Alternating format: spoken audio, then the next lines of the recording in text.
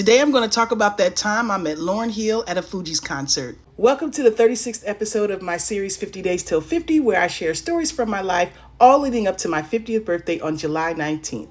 Let's go back to when I was a student at Clark Atlanta University and I heard all over the radio that the Fugees was coming to perform. The Fugees was so popular back in the day, so I knew I had to hurry up and get tickets before they completely sold out. But I was too late. By the time I called to get my tickets, both shows had been sold out. But there was no way I was going to miss out on this concert. I was an intern at Sony Music at the time, so I had made friends at different record labels, specifically at LaFace Records. And since Outkast was also performing, along with Goody Mob, I definitely was reaching out to one of my contacts. So when I called up to LaFace Records and connected with my contact person, I told them all about my ticketless situation. They told me that they couldn't promise me anything, but if I came to the venue, they would see what they could do.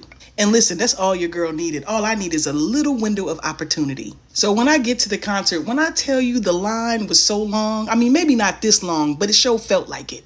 But remember, I had a contact at LaFace Records, so I was just looking to see them, hoping that they would have a ticket for me. After about 10 minutes of looking, I finally saw the person through the window, and they motioned for me to come in front of the line.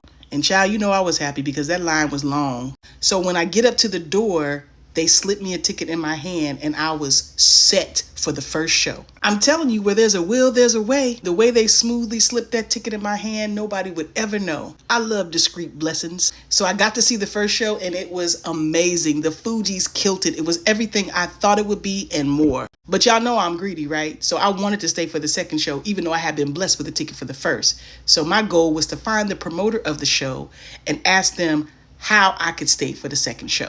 Come to find out that the promoter of the event was Speech from the group Arrested Development. And let me tell you something, he wasn't buying my story at all. So what I decided to do was act like I belong. When the first show ended, I just found a seat and sat in it and act like I was a part of the Fugees crew. Nobody paid me no mind. That's why it pays to travel by yourself sometimes, because you don't draw a bunch of attention to yourself when you're trying to do things like I was doing. Now here's where I met Lauryn. So Lauryn comes out and takes a seat. And I get up and go and walk over to her. Now you would think I didn't snuck into this second show.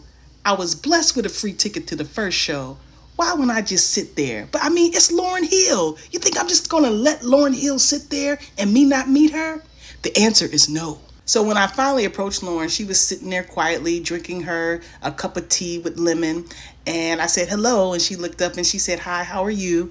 And I said, Lauryn, you don't remember me? She was immediately confused and was like, no, I'm sorry, I don't remember. I was like, come on, Lauryn, I can't believe you don't remember. And you could tell she was like really trying to rack her brain to find out where we had met before. And I was like, Lauryn, I was an extra on Sister Act 2. You don't remember me? Now, since this was a full-on hip-hop event, Lauryn Hill knew I was joking immediately and started laughing. And she was like, you had me, you had me. Then she told me to take a seat right next to her. What? So I sat down and we actually chatted just like regular people, even though she was Lauryn Hill and I was just me. I got a chance to tell her how great she performed in the first show and I couldn't wait to see her do the same in the second. I then asked her how long she was going to be in town. She said for a couple of days. And then I immediately asked her for an interview. I mean, I didn't have Studio Q at the time. I was working on my friend's show called Premiere TV. But I hadn't even done like a million interviews, maybe one or two. But here I am asking Lauryn Hill for an interview. But you know what she said? Yeah, I'm staying at the Ritz-Carlton and get the information from my manager to set it up. Like, what? Is this real life? But I didn't want to wear out my welcome, because you know I wasn't even welcomed.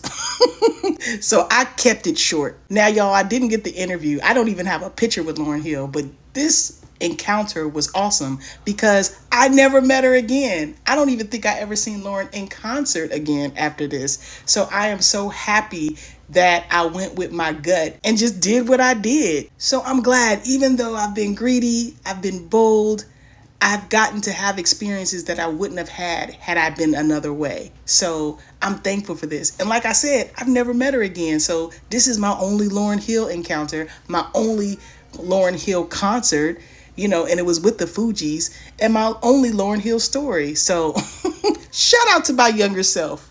I'm telling you, the more I'm telling these stories, the more I admire my younger self. Like, she just did the damn thing.